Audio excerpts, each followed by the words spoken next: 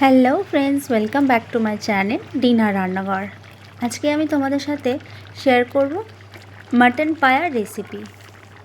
এই রান্নাটা কিন্তু খুব ভালো লাগে, আমাদেরও খুব ভালো লেগেছিল খেতে, তাই জন্য কিন্তু রেসিপিটা আজকে তোমাদের সাথে শেয়ার করে নিলাম।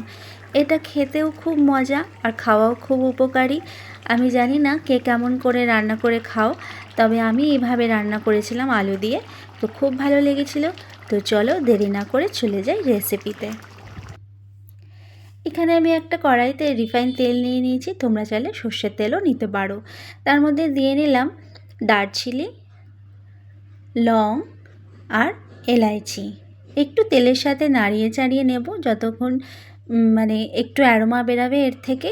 তারপরে কিন্তু এর মধ্যে কেটে রাখা কুচনো পেঁয়াজ দিয়ে দিলাম।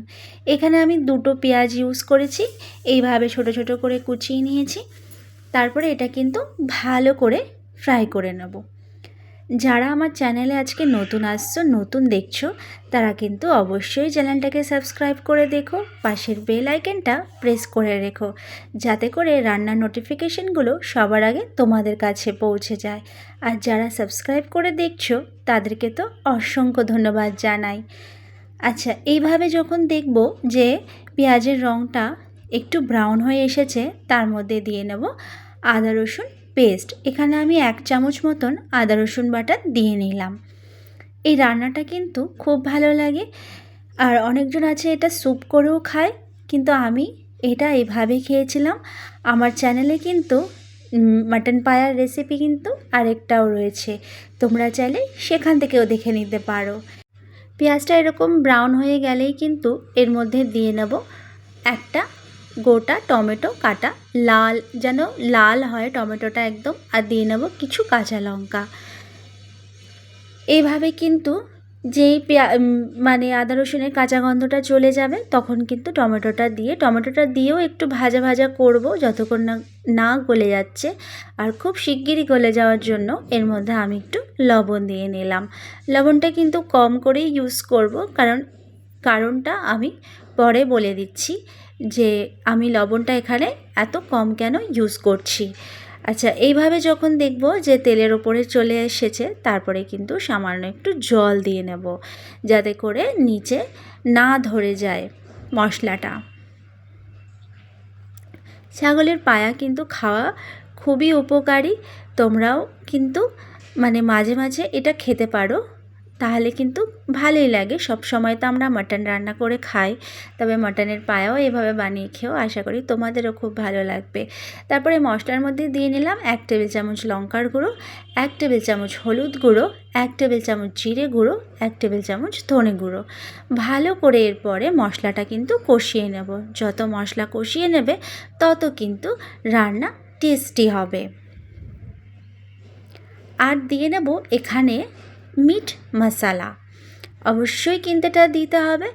আর বাজারে কিন্তু পায়া মশলাও পাওয়া যায়, আমি যেহেতু ঘরে এনে রাখিনি মশলাটা, তাই জন্য আমার ঘরে কিন্তু এই মিট মশলাটা ছিল।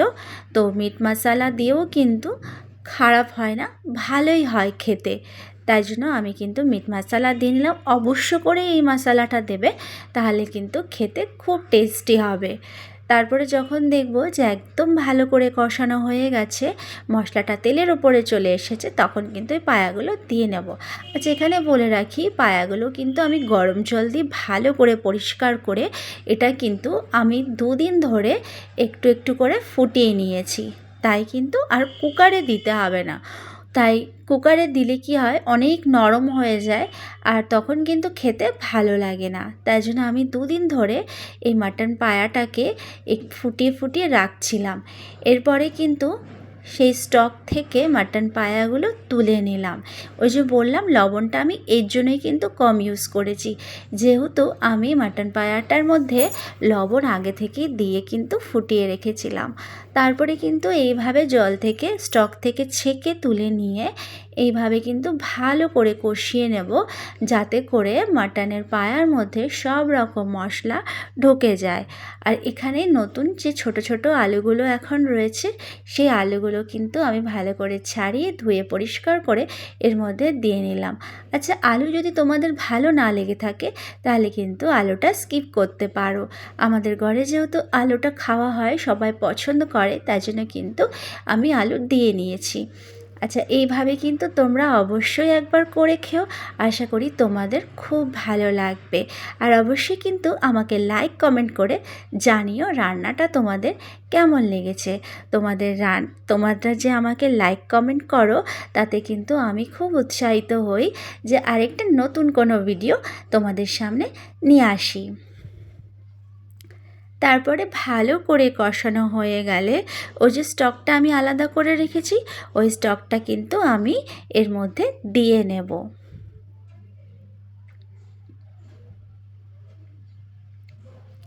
এবারে কিন্তু স্টকটা আমি কিছুটা দিয়ে নিলাম। যখন আলুগুলো গলে যাবে তারপরে কিন্তু আমি বাকি স্টকটা দিয়ে নেব। এর জন্যই কিন্তু লবণটা কম করে ইউজ করলাম, কারণ স্টকে তো লবণ দেওয়া রয়েছে আগে থেকে, কারণ তাহলে কিন্তু লবণটা বেশি হয়ে যেতে পারতো, এর জন্য। এবারে কিন্তু ফোটানোর পালা, ফুটিয়ে যাব যতক্ষণ পর্যন্ত আলুটা গলে না যাচ্ছে।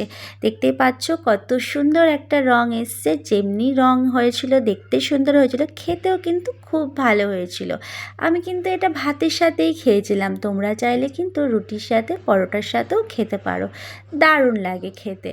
দেখো আলুগুলো কিন্তু একদম গলে গেছে, আর বাকি যে স্টকটা ছিল সেই স্টকটা দিয়ে কিন্তু আমি আরেকটু ফুটিয়ে নিয়েছিলাম। তোমরা যে যেরকম গ্রেভি রাখতে চাও সে এই সময় স্টকটা দিয়ে নিয়ে গ্রেভিটা ততটাই রেখো।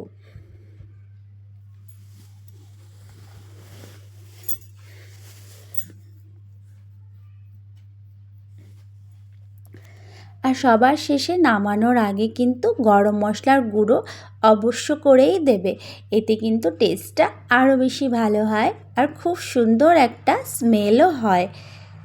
একদম কিন্তু মাংসর মতন করেই রান্না করা হয়েছে, যেরকম দেখতে লাগছে তোমাদের, যে রঙটা কত সুন্দর হয়েছে, খেতে কিন্তু অসাধারণ হয়েছিল।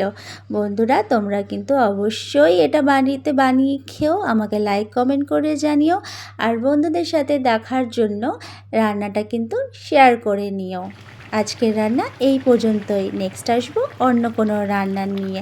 ততক্ষণ সবাই সুস্থ থেকো, ভালো থেকো। Thanks for watching.